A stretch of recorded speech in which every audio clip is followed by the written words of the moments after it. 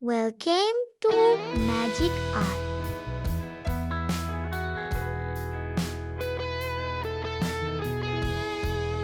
First, take a foam brush.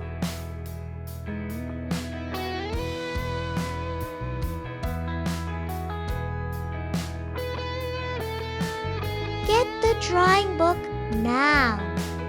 After that, take a thin brush and orange paint.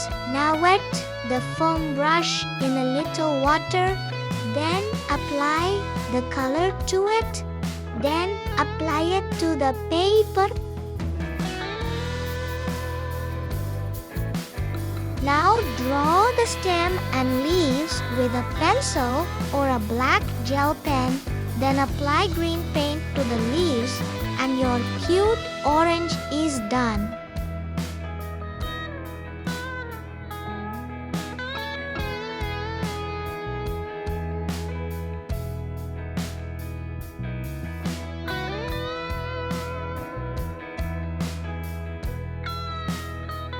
Subscribe to my channel to learn more about such beautiful drawings. Subscribe!